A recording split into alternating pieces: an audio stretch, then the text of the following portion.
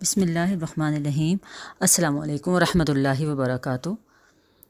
قرآن پاک میں پارہ 4 کا آغاز ہی اتنے خوبصورت اور واضح الفاظ میں کیا گیا کہ ایک عام انسان بھی اس کو جان اور پہچان سکتا ہے کہ میرا رب مجھے کیا بتا رہا ہے اور مجھے کہاں اور کیسے خرچ کرنا ہے۔ پارہ 4 کی یہ بالکل پہلی آیت جیسے میرے دل میں گھر ہی کر گئی ہو۔ اللہ فرماتا ہے لن تنالوا البر حتى تنفقوا مما تحبون وما تنفقوا من شيء فإن الله به علیم۔ مطلب کہ تم ہرگز نیکی کو نہیں پہنچ سکتے جب تک کہ اپنی وہ چیزیں اللہ کی راہ میں خرچ نہ کرو جو تمہیں سب سے زیادہ محبوب ہوں، اور جو کچھ تم خرچ کرو گے اللہ اس سے بے خبر نہ ہوگا۔ اللہ سبحانہ و تعالیٰ فرماتا ہے کہ اپنی سب سے زیادہ پیاری چیز اللہ کی راہ میں خرچ کرو، جیسے حضرت ابراہیم علیہ السلام کو بھی کہا تھا اپنی سب سے پیاری چیز اللہ کی راہ میں خرچ کرو، اور ان کو اپنی سب سے زیادہ پیاری چیز اسماعیل علیہ السلام تھے، تو انہوں نے اللہ کی راہ میں انہیں قربان کیا۔ اب ایسا تو نہیں کہ اپنی اولاد آپ نے اللہ کی راہ میں خرچ کرنی ہے، بلکہ ایسا ہے کہ کسی کو دو اور بعد میں اس پر احسان نہ جتاؤ، اپنی آنکھوں سے، اپنے رویے سے، اپنے باڈی پاسچر سے احساس اس طرح دلاؤ کہ میں نے تم پر خرچ کیا ہے، تو پھر قرآن کہتا ہے کہ نہیں، تم ہرگز نیکی کو نہیں پہنچ سکتے ہو۔ مطلب تمہارا مال، تمہارا صدقہ، تمہاری زکوٰۃ قبول نہیں ہوگی، تمہارا للہ قبول نہیں ہوگا۔ جان لو یہ بات، اور اپنی پیاری اور اچھی چیزوں میں سے دوسروں کی مدد کرو، نہ کہ ایسی بیکار چیزیں جنہیں تم خود بھی ناپسند کرتے ہو۔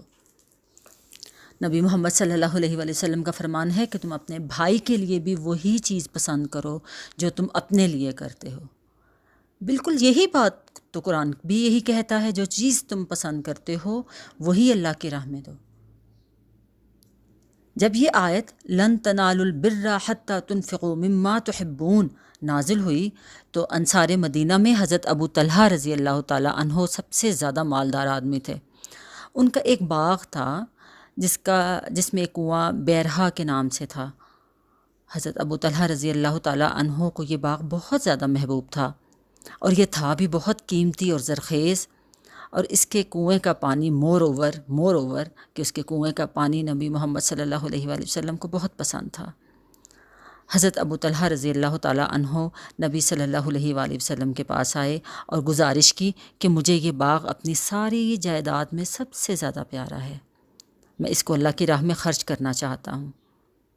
تو آپ صلی اللہ علیہ وآلہ وسلم نے فرمایا یہ بات تو بہت منافع کا باغ ہے، آپ اس کو اپنے رشتہ داروں میں تقسیم فرما دیں۔ تو حضرت ابو طلحہ رضی اللہ تعالیٰ عنہ نے ایسے ہی کیا۔ دیکھیں اس سے کیا بات پتہ چلتی ہے؟ اس سے یہ بات پتہ چلتی ہے کہ خیرات صرف فقراء اور مساکین کے لیے نہیں ہے، بلکہ آپ کے مال پہ حقدار آپ کے عزیز اور رشتہ دار بھی ہیں، ان کو دینا بھی ثواب کا کام ہے۔ اب ایک اور معاملہ رہ جاتا ہے کہ جن میں اللہ کی راہ میں خرچ کرنے کے لیے استطاعت ہی نہ ہو تو وہ کیا کریں؟ تو کہا گیا کہ صدقہ کرو، اللہ کی راہ میں دو، چاہے کھجور کا ایک ٹکڑا ہی کیوں نہ ہو۔ پھر اللہ کی راہ میں خرچ کرنے کی استطاعت نہ ہو تو ایک اور بھی ذریعہ ہے اللہ کی راہ میں اور خرچ کرنے کے لیے اور نیکی کو پہنچنے کے لیے، اور وہ ذریعہ ہے ذکر اللہ، قرآن پاک کی تلاوت، کثرت سے نوافل۔ اللہ کا ذکر ہر وقت زبان پہ جاری رہنا بھی نیکی کو پہنچانے کا ایک ذریعہ ہے۔ قرآن کریم میں ارشاد باری تعالیٰ ہے وَيُطْعِمُونَ الطَّعَامَ عَلَىٰ حُبِّهِ مِسْكِينًا، اللہ کے محبوب بندے وہ ہیں جو حاجت مندوں کو کھانا کھلاتے ہیں باوجود اس کے کہ کھانے کی خود ان کو بھی ضرورت ہے۔